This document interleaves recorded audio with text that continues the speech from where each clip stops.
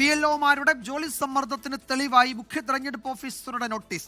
November 15-നകം enumeration form വിതരണം പൂർത്തിയാക്കണമെന്ന് നിർദ്ദേശിക്കുന്ന നോട്ടീസ് 24 ലഭിച്ചു. BLOമാരുടെ ദുരിതം വിവരിക്കുന്ന വനിതാ ഉദ്യോഗസ്ഥയുടെ ശബ്ദ സന്ദേശവും പുറത്തുവന്നു. കണ്ണൂരിലെ BLO അനീഷ് ജോർജ് ജീവനൊടുക്കിയതിനു പിന്നാലെയാണ് BLOമാർ അനുഭവിക്കുന്ന ദുരിതം പുറത്തുവരുന്നത്.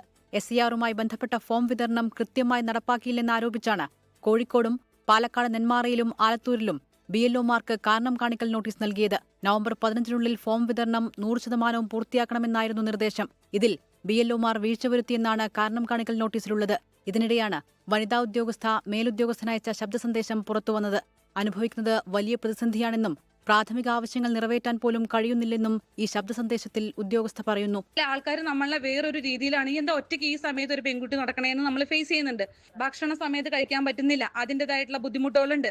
ഞങ്ങൾ പെൺകുട്ടികൾ, ഞങ്ങൾക്ക് ഞങ്ങളുടേതായിട്ടുള്ള ഒരുപാട് ഹെൽത്ത് ഇഷ്യൂസും ഒരുപാട് ഫിനോമിനയുണ്ട്. ഇതൊന്നും അഡ്രസ് ചെയ്യപ്പെടാതെ നിങ്ങൾ പറയുന്ന പണി മാക്സിമം ഞങ്ങൾ ചെയ്തിട്ടാണ് പോകുന്നത്. എറണാകുളം ഉദിയംപേരൂരിൽ SIR ഫോം വിതരണത്തിനിടെ നായ ഓടിച്ചു വീണ് BLOയ്ക്ക് പരിക്കേറ്റു. പരിചയമില്ലാത്ത വഴിയിലൂടെ യാത്ര ചെയ്തപ്പോഴാണ് നായ ഓടിച്ചത്.